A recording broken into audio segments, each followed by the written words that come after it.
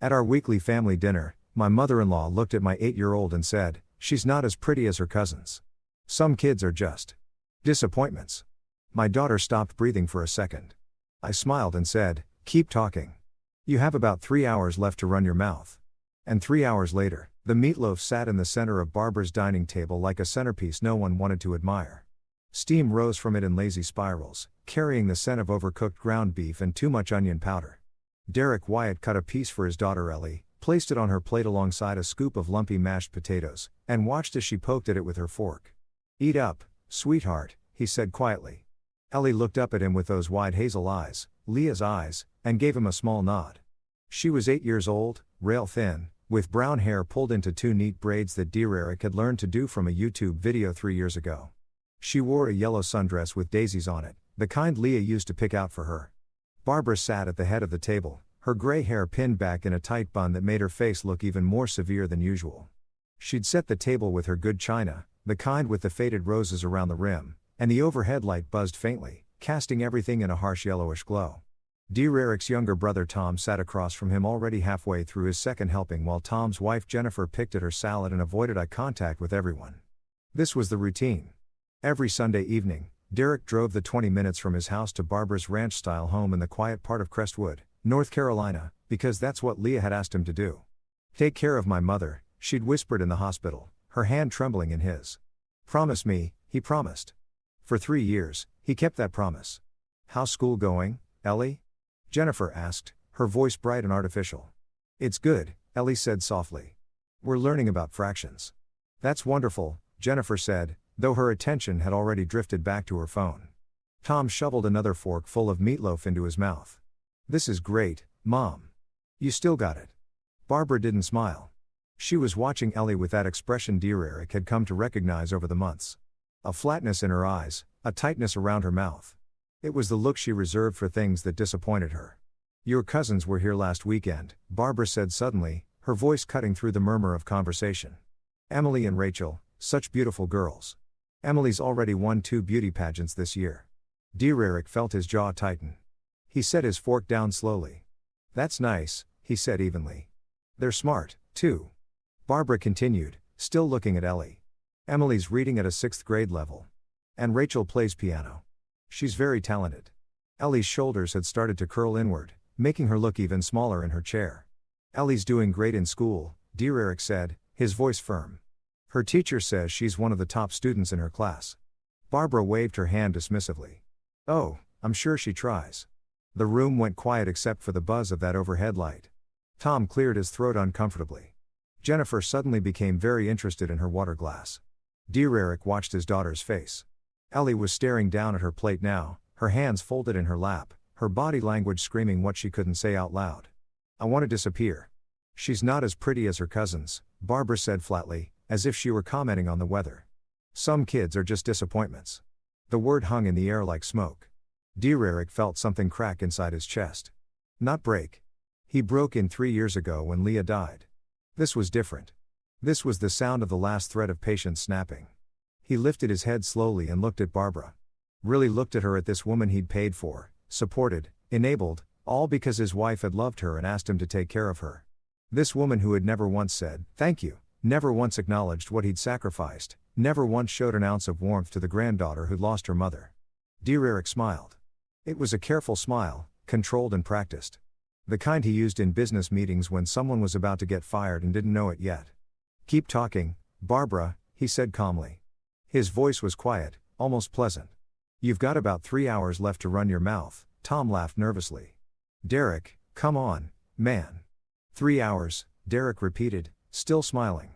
He reached over and gently placed his hand on Ellie's shoulder. "Finish your dinner, sweetheart. We're leaving soon." Barbara's eyes narrowed. "What's that supposed to mean?" Dear Eric didn't answer. He took another bite of meatloaf, chewed slowly, and let the silence stretch out. Jennifer had gone pale. Tom was looking between Derek and Barbara like he was watching a tennis match. "You can't seriously be upset," Barbara said. "I'm just being honest. The girl needs to know." "Her name," Dear Eric interrupted, his voice dropping lower, "is Ellie. And you just called my daughter a disappointment to her face." "Oh, for heaven's sake." Dear Eric stood up. The chair scraped against the linoleum floor loud in the sudden quiet. "Come on, I'll get your jacket." Ellie didn't need to be told twice. She slid out of her chair and hurried toward the coat rack by the door. "You're being ridiculous," Barbara said. But there was something uncertain in her voice now. "I was just 3 hours," Derek said again.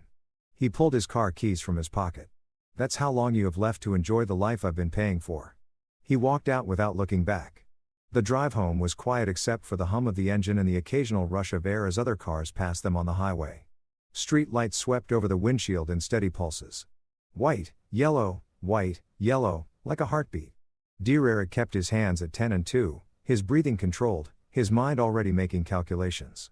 In the rear-view mirror, he could see Ellie curled up in her booster seat, her eyes closed. She wasn't asleep.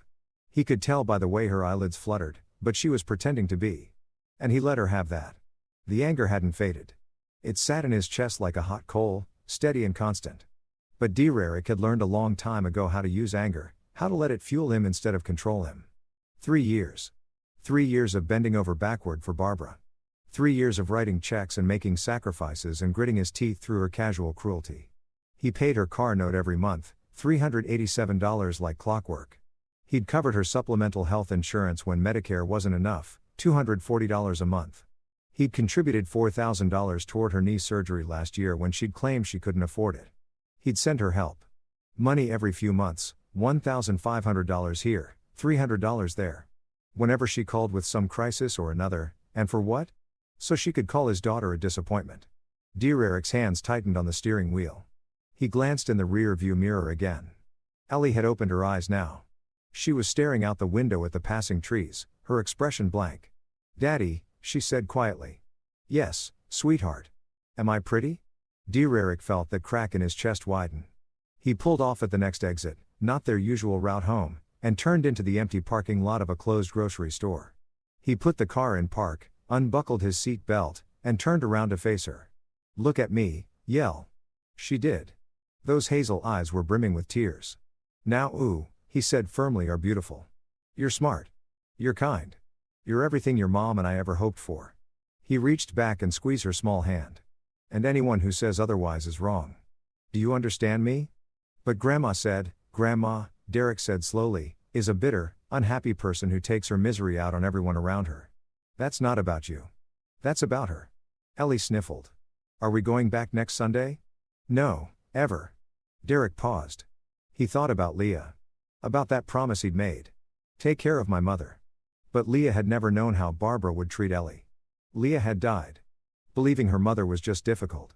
Not cruel. If Leah had seen what happened tonight, if she'd heard Barbara call their daughter a disappointment, she would have been the first one out the door. "No," Derek said again. "Not ever." He'd kept his promise to a dead woman long enough. It was time to keep his promise to the living one sitting in the back seat. Monday morning came with the kind of crystalline clarity that follows a major decision. Derek woke at 6, made coffee, got Ellie ready for school, and dropped her off with a hug that lasted longer than usual. Then he drove to his office, a small accounting firm, where he was a partner, closed his door, and pulled up his laptop. First, he opened his banking app. Barbara's car payment was set to autodraft on the 15th of every month. Derek navigated to the scheduled payment section and hit cancel. The confirmation popped up immediately. Payment canceled. Next, the supplemental health insurance. He called the insurance company, navigated through the phone tree, and finally reached a representative. "I need to remove a covered person from my policy," he said. "Sure thing. Can I have the policy number?" He rattled it off. The representative typed something, then asked, "And who are you removing?" "Barbara Hutchkins." "Okay. And when would you like this to take effect?" "Immediately." "All right, sir. I've made that change. She'll receive a notification in the mail within 5 to 7 business days." "Perfect. Thank you." He hung up and moved on to the next item, the knee surgery. Barbara's surgeon had set up a payment plan and Derek had been covering it $120 a month for the past 8 months. He called the billing department. "I need to cancel my automatic payments for account number 77432B. "Let me pull that up." "Okay, I see it.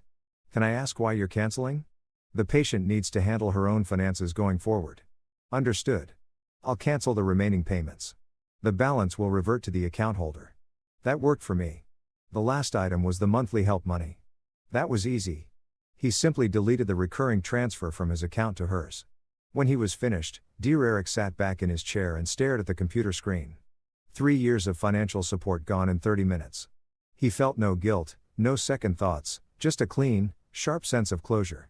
He opened his phone and typed out a message. Barbara, going forward, you'll need to handle your own finances. My responsibility is to Ellie, not to you. Don't contact me again. He hit send. Then he blocked her number. His phone rang 6 seconds later. A call from an unknown number. He let it ring. It went a voicemail. 2 minutes later, another call. Same thing. By noon, she tried 11 times from different numbers. Dear Eric ignored every single one. At 3:15, he picked Ellie up from school. She climbed into the car with her backpack and a drawing she'd made in art class. A house with a big sun over it and 2 stick figures holding hands. That's us, she said, showing it to him proudly. It's perfect, he said, and meant it. That night, they ordered pizza and watched a movie. And for the first time in 3 years, Dara didn't spend a single second worrying about Barbara's needs. She'd won a war. Now she had won. 2 weeks passed in relative peace. Ellie's smile came back little by little. She laughed more. She drew more pictures. Dear Eric started sleeping through the night again, no longer waking at 2 a.m. with a nagging guilt that he should check his phone to see if Barbara needed something. Then, on a Tuesday afternoon, Derek came home from work to find Barbara standing on his front porch. She was wearing a navy blue pantsuit that looked like she'd borrowed it from someone else. Too big in the shoulders, too long in the sleeves. Her hair was down for once, framing her face in a way that made her look older and somehow more fragile, but her eyes were hard. We need to talk, she said. Derek closed his car door slowly. No, we don't. Yes, she insisted, stepping forward. We do. You can't just cut me off like that, Derek. I have bills. I have responsibilities. I don't care what you need. Barbara blinked. Excuse me. You heard me. Dear Eric walked past her toward his front door, keys in hand. You insulted my daughter in front of everyone. You called her a disappointment. I was trying to motivate her by tearing her down. Derek turned to face her. What kind of motivation is that? She needs to know that life isn't easy, Barbara said defensively. That she has to work harder than other kids if she wants to succeed. She's 8 and she needs to be prepared. She needs, Derek said, his voice dropping to something cold and final, to be around people who love her. You're not one of those people. Barbara's face hardened. You're being irrational. You're emotional. You're making decisions based on anger instead of logic. I'm making decisions, Derek corrected. Based on what's best for my daughter, which is something I should have done 3 years ago. Leo would be ashamed of you. The words hit like a slap. Dear Eric felt his chest tighten, but he didn't flinch. Didn't look away. Leah, he said quietly, would be ashamed of you for treating her daughter the way you have. Barbara opened her mouth, closed it, opened it again.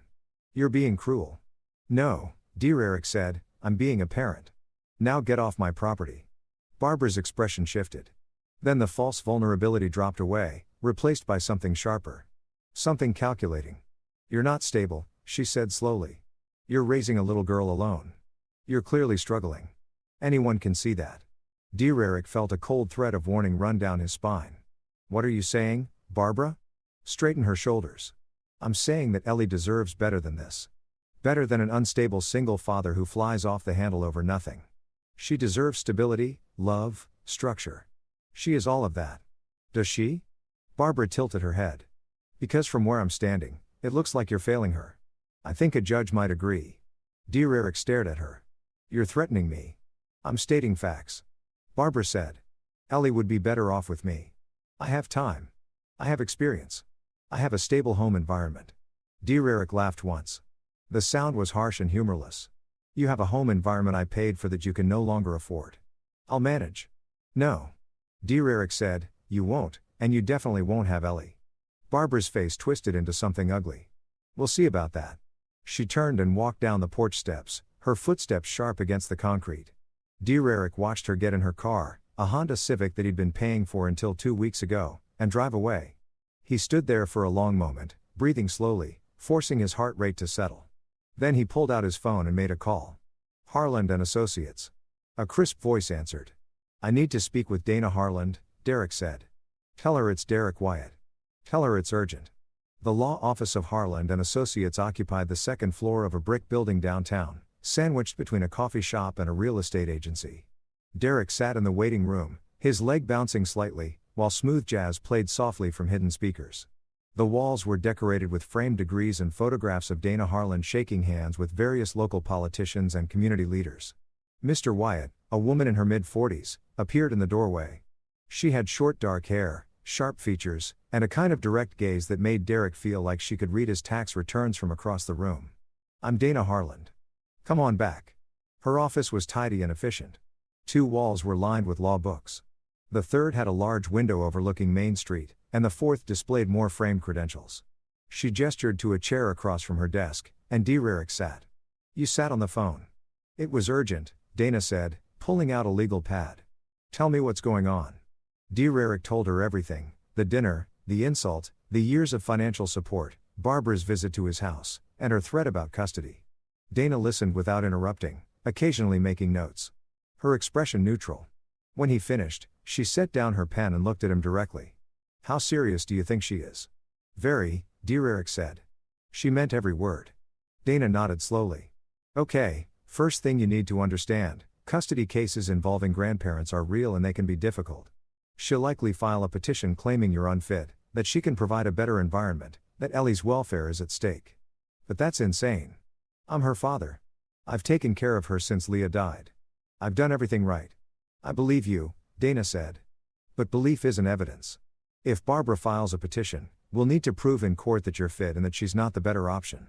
She leaned forward. "So, my question is, can you prove it?" "Prove what?" "That you've been supporting her financially? That you're a good father? That she's been the problem, not you?" Derek felt a surge of confidence. "Yes, I kept everything. Bank statements, receipts, cancelled checks. I have documentation going back 3 years showing every payment I made on her behalf." Dana's expression shifted slightly. "Approval maybe, or relief." "Good. That's very good. What about witnesses? People who can testify to your character as a father. Ellie's teacher, her pediatrician, the parents of her friends from school." "Perfect. And witnesses who saw Barbara's behavior toward Ellie." Derek hesitated. "My brother and his wife were at the dinner. They heard what she said. Will they testify?"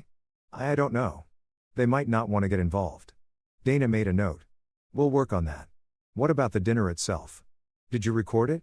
Derek felt his stomach sink. "No." "Okay." Dana tapped her pen against the pad. "Here's what's likely to happen. She'll file the petition within the next week or 2. You'll be served with papers.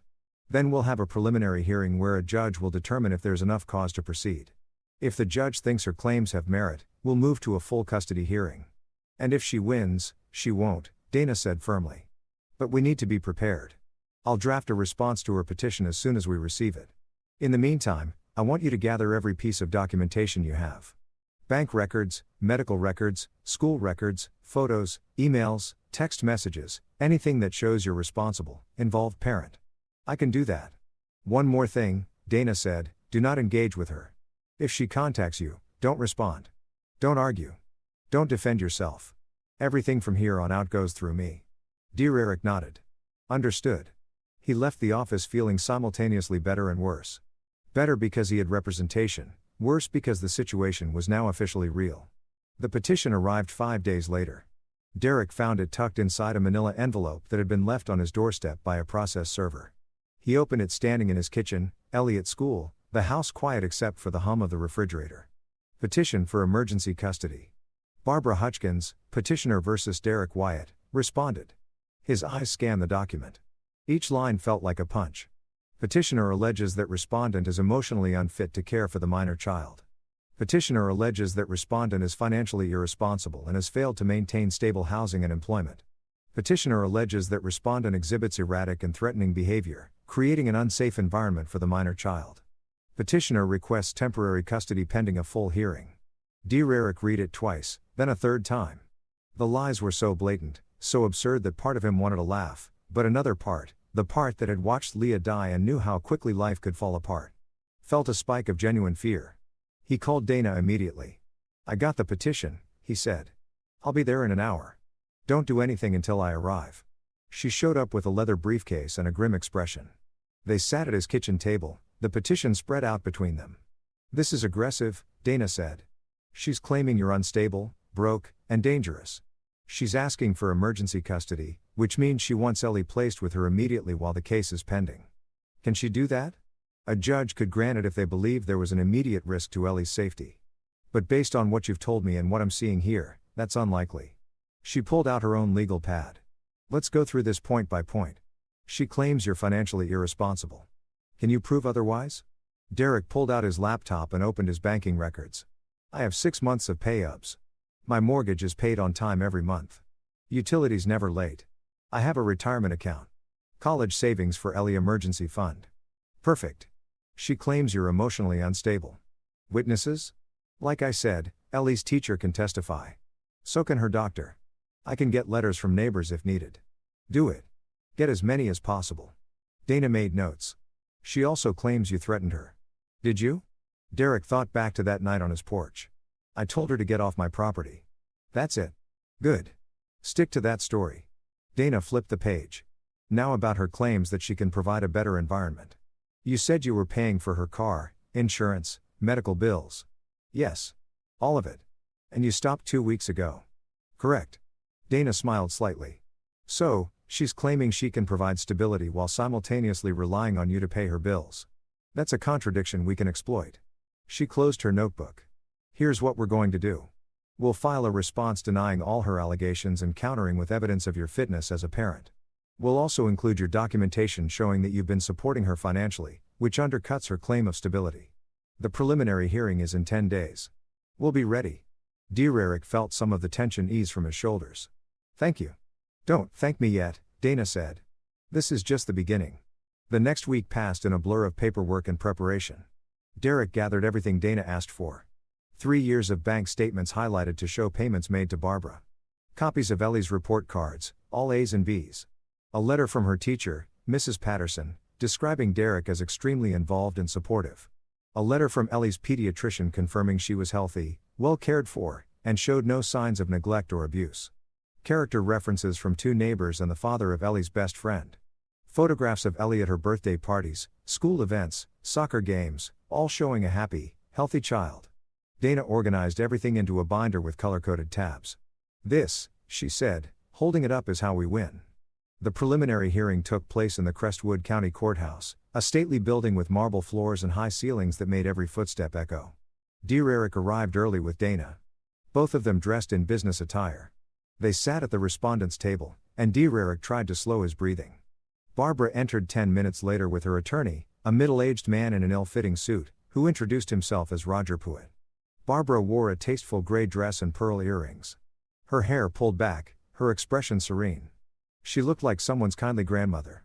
Derek felt a flash of anger. All rise, the bailiff announced. The Honorable Judge Patricia Moreno presiding. Judge Moreno was a woman in her 60s with silver hair and reading glasses perched on her nose. She took her seat, reviewed some documents, and looked up. This is a preliminary hearing regarding the petition for emergency custody filed by Barbara Hutchkins. Mr. Pruitt, you may present your client's case. Pruitt stood. Your Honor, my client is deeply concerned for the welfare of her granddaughter, Ellie Wyatt. She has witnessed firsthand the instability in Mr. Wyatt's home. He is emotionally volatile, financially struggling, and has exhibited threatening behavior toward Mrs. Hutchkins. Derek's jaw clenched. Dana put a hand on his arm, a silent reminder to stay calm. Mrs. Hutchkins' suit continued has been a stabilizing force in Ellie's life since her daughter's tragic passing. She has experience raising children. She has a stable home. She can provide the love and structure this child desperately needs. Judge Moreno made note. And what evidence do you have of Mr. Wyatt's alleged instability? Mrs. Hutchkins will testify to his erratic behavior, Your Honor. Additionally, she has financial records showing that Mr. Wyatt has been unable to maintain consistent support for even his own family. I see. Judge Moreno turned to Dana. Miss Harlan. Dana stood smoothly. Your Honor, the petitioner's claims are not only unfounded, they're contradicted by the evidence. Mr. Wyatt is a successful accountant with a stable income, a mortgage he's never missed, and a documented history of excellent parenting. We have letters from Ellie's teacher and pediatrician, both of whom attest to his fitness as a father and the allegations of threatening behavior. Unfounded, Dana said. Mr. Wyatt asked Mrs. Hutchkins to leave his property after she appeared uninvited. That is not a threat. That's a boundary. Judge Moreno looked at Barbara. Mrs. Hutchkins, can you provide specific examples of threatening behavior? Barbara stood, her voice shaky but clear. He told me I had 3 hours to run my mouth. He was aggressive. Intimidating. I was afraid.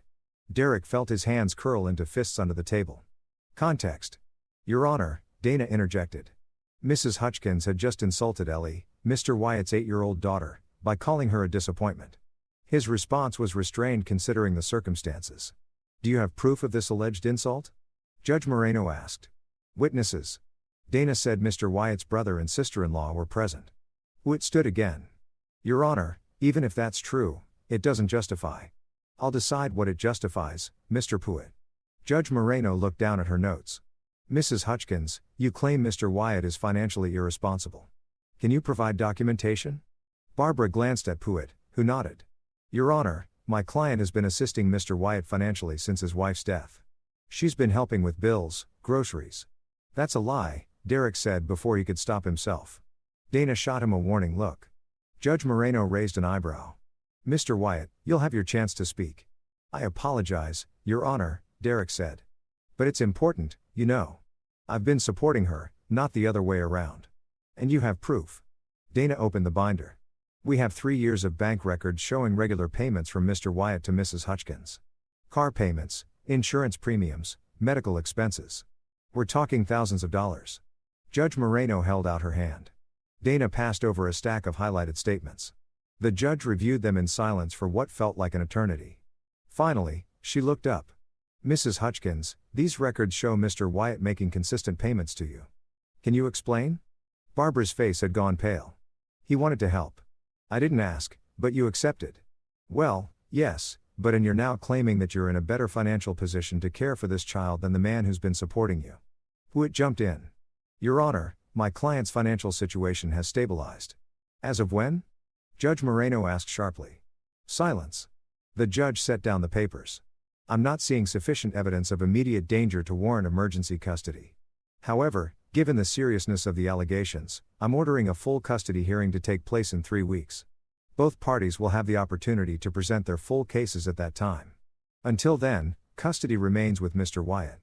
Barbara looked like she'd been slapped. Derek felt a rush of relief, so intense he almost sagged in his chair. Court adjourned. As they filed out, Barbara shot Derek a look of pure venom. He met her gaze steadily, unflinching. Outside on the courthouse steps, Dana turned to him. That went as well as we could have hoped, but don't celebrate yet. The real fight is in 3 weeks. Derek nodded. I understand. Give me those witness statements. And Derek, she looked at him seriously. Whatever you do, stay away from her. Don't give her any ammunition. I won't. He drove home, picked up Ellie from the neighbor who'd been watching her, and made dinner.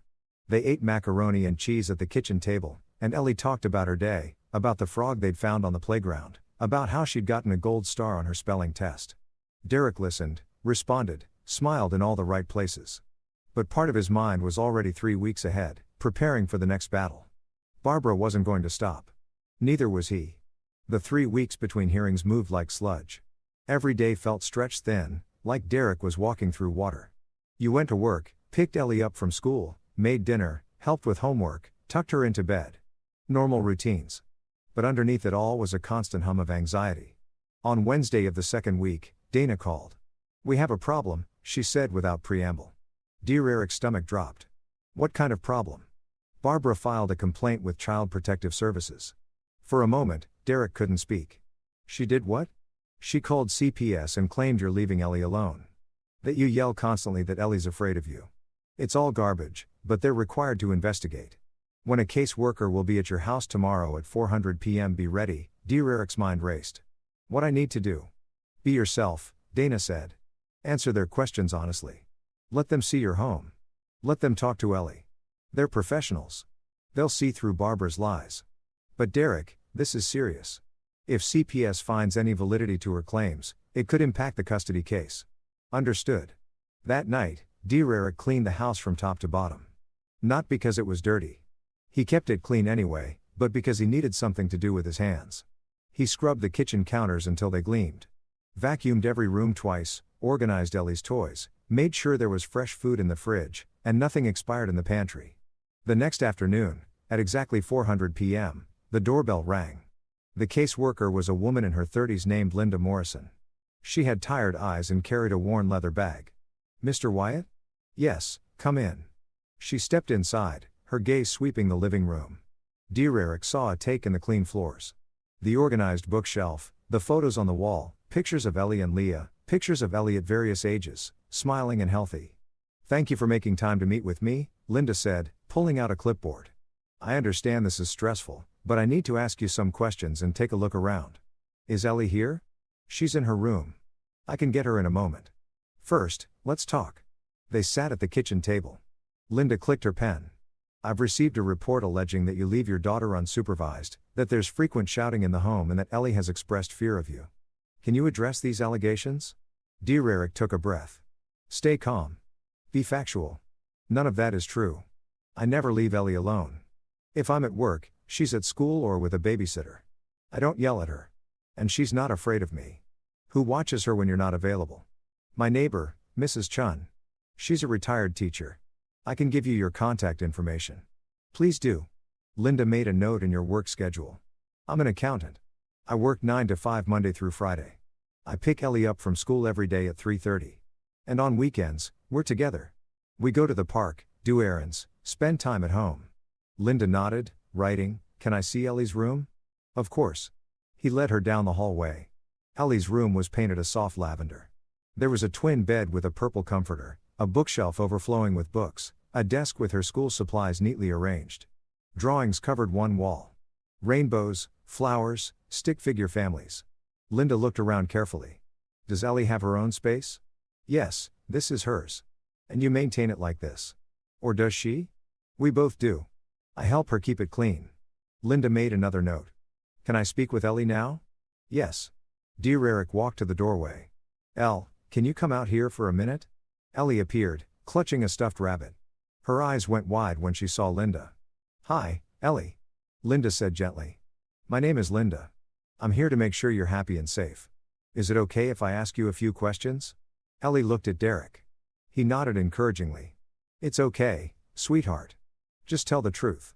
They sat in the living room. Linda asked Ellie simple questions. How she liked school, what she did for fun, if she had friends. Ellie answered quietly but clearly. "Do you feel safe at home, Ellie?" "Yes." "Does your dad take good care of you?" "Yes." "Does he ever yell at you or hurt you?" Ellie's face scrunched up in confusion. "No. Daddy doesn't yell." "And you're not afraid of him?" "No." Ellie looked at Dear Eric again, her expression worried now, like she was afraid she'd said something wrong. "You're doing great, Elle," Dear Eric said softly. Linda smiled. "Thank you, Ellie. You've been very helpful." She turned to Derek. "I'd like to speak with some other people. Ellie's teacher, your neighbor, her doctor. Can you provide those contacts?" "Absolutely." Dear Eric gave her everything. Names, phone numbers, addresses. Linda packed up her clipboard and stood. "I'll follow up with these references and submit my report to the court. If everything checks out, and for what I've seen today, this case will be closed." Dear Eric felt the knot in his chest loosen slightly. "Thank you." Linda paused at the door. "For what it's worth, Mr. Wyatt, I've done this job for a long time. I can tell when a child is scared or neglected. Your daughter is neither. She's happy. She's healthy. She loves you. Whatever's happening with the person who filed this report, don't let it distract you from that." After she left, Dear Eric sat on the couch with Ellie curled up next to him. His hands were shaking slightly, adrenaline finally leaving his system. "Did I say the right things, Daddy? You said perfect things. You told the truth. Why was she here?" Derek considered lying, then decided against it. Ellie was smart. She deserved honesty. "Grandma told some people that I wasn't taking good care of you. The lady came to check if that was true." Ellie's eyes went wide, "But that's not true. You take really good care of me." "I know. And now she knows, too." Ellie was quiet for a moment, then in a small voice. "Why does Grandma hate us?" Dear Eric's heart cracked. He pulled her closer. "She doesn't hate us, sweetheart. She's angry. And when people are angry, sometimes they do things that hurt other people. Are you angry sometimes? But I never let it make me hurt you. That's the difference." 3 days later, Dana called with the update. CPS closed the case. Linda Morrison's report was glowing. She said you're an exemplary parent and that the allegations were baseless. Derek exhaled. "Thank God. Better than that." This report will be submitted as evidence in the custody hearing. It's going to destroy Barbara's credibility. The full custody hearing was scheduled for Friday. Dererick spent the days leading up to it in a state of controlled focus. He reviewed his testimony with Dana. He prepared himself mentally for seeing Barbara again. He made sure Ellie was settled with Mrs. Chan for the day. Friday morning arrived cold and bright. Dererick put on his best suit, charcoal gray, crisp white shirt, navy tie. He looked at himself in the mirror and saw a man who'd been tested, pushed, and forced to fight for what mattered most. He was ready. The courtroom was fuller this time. Dererick sat at the respondents' table with Dana. Barbara sat with across the aisle, her face set in grim determination. The gallery had a few spectators, some court watchers, a reporter from the local paper. Judge Moreno entered and they all rose. Please be seated. We're here for the full custody hearing in the matter of Hutchkins versus Wyatt. Mr. Pruitt, call your first witness. Pruitt stood. The petitioner calls Barbara Hutchkins. Barbara took the stand, was sworn in, and sat with her hands folded primly in her lap. Mrs. Hutchkins, Pruitt began, can you describe your relationship with your granddaughter? I love Ellie very much, Barbara said, her voice wavering slightly. I've tried to be a presence in her life since my daughter passed. It's been difficult, but I've done my best. And what are your concerns regarding Mr. Wyatt's care of Ellie? He's overwhelmed. He works long hours. He's angry and unpredictable. I worry that Ellie isn't getting the attention and stability she needs. Dana was already shaking her head slightly, making notes. Can you give an example? Pruitt prompted. At a family dinner, he became hostile toward me for no reason. He made threats. He stormed out with Ellie. And I haven't been allowed to see her since. And why do you believe you're better suited to care for Ellie? I have time. I have experience. I raised my own daughter successfully. I can give Ellie the love and structure she deserves. Pruitt nodded. No further questions. Judge Moreno looked at Dana. Cross-examination. Dana stood holding a folder. Mrs. Hutchins, you testified that you've tried to be a presence in Ellie's life. Is that accurate? Yes. And yet, over the past 3 years, how many times have you visited Ellie outside of those family dinners? Barbara hesitated. Well, it's difficult. I don't drive much. How many times? I am not sure. Let me help you. According to Mr. Wyatt's records, you visited Ellie's home exactly twice in 3 years. Does that sound right? Barbara's face tightened. I suppose. And during those weekly dinners, did you ever bring Ellie a gift? Take her out for ice cream? Ask about her interests? We talked. Did you? Silence. Dana flipped the page. Mrs. Hutchkins, at the dinner on November 10th, you made a comment about Ellie. Do you remember what you said? I don't recall exactly. You said, and I quote, she's not as pretty as her cousins. Some kids are just disappointments. Do you remember that? Barbara went pale. It was taken out of context. What context makes it acceptable to call an 8-year-old child a disappointment? I was trying to motivate her by insulting her. I didn't mean Mrs. Hutchkins. Dana said, her voice sharp. You claim to love Ellie. But you visited her twice in 3 years. You've never attended a school event. You've never called to ask how she's doing. And when you do see her, you insult her. Is that your definition of love? That's not fair. No further questions. Barbara left the stand looking shaken. Pruitt called no other witnesses. He didn't have any. Dana, on the other hand, called 4. First, Mrs. Patterson, Ellie's teacher.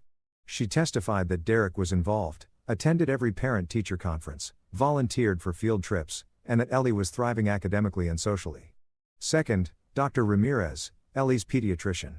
He testified that Ellie was healthy, up to date on all vaccinations, and showed no signs of neglect or abuse.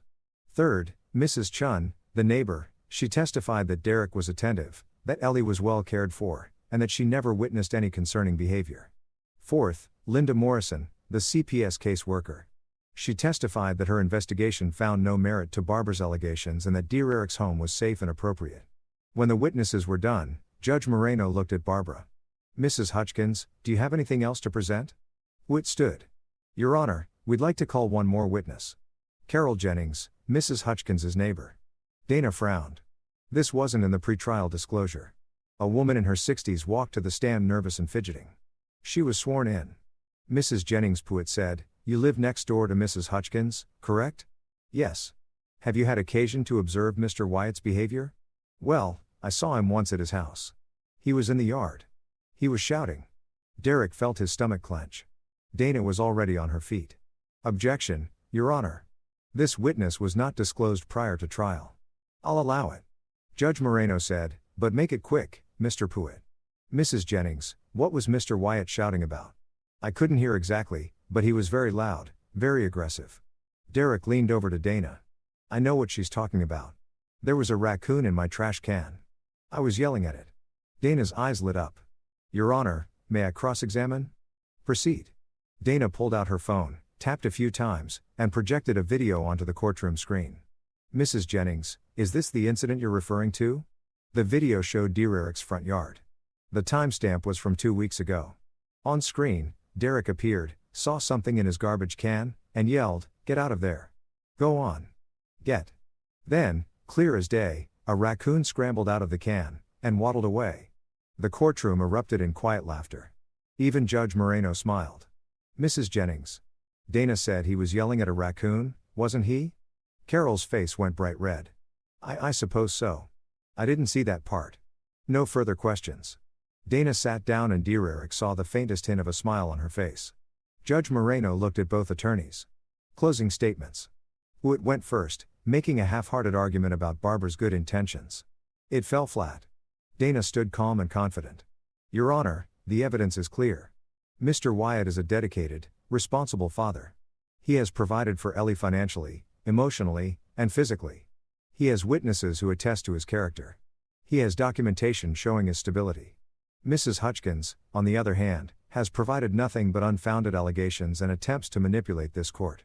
She called her own granddaughter a disappointment. She filed false reports with CPS. She has no credible evidence to support her petition. We ask that the court deny her request and grant Mr. Wyatt full custody. Judge Moreno reviewed her notes for what felt like an eternity. Finally, she looked up. I've heard enough. Based on the evidence presented, I find no grounds to remove Ellie from her father's care. Mr. Wyatt has demonstrated himself to be a fit and capable parent. Mrs. Hutchins has failed to prove otherwise. Therefore, I'm ruling as follows. Full custody remains with Derek Wyatt. Mrs. Hutchins is granted supervised visitation only contingent on her completing parenting classes and demonstrating consistent respectful behavior toward both Mr. Wyatt and Ellie. Additionally, Mrs. Hutchins is responsible for all her own financial obligations going forward. This court is adjourned. The gavel came down. Derek felt something release in his chest. Relief so profound it left him lightheaded. Across the aisle, Barbara sat frozen. Her face a mask of fury and disbelief. Pruitt was packing up his briefcase, clearly eager to be done with the case. Outside the courtroom, Dana shook Derek's hand. Congratulations. You won. Thank you for everything. You did the work, she said. You kept records. You stayed calm. You protected your daughter. That's what won this case. Derek drove home in a daze. He picked Ellie up from Mrs. Chen's house and they went home together. That evening, Derek and Ellie sat in the backyard. He'd strung up some lights a few months ago, little white bulbs that made the space feel cozy and safe. The air was warm, carrying the scent of cut grass and the faint hum of crickets. Ellie was curled up in a lawn chair, her stuffed rabbit in her lap.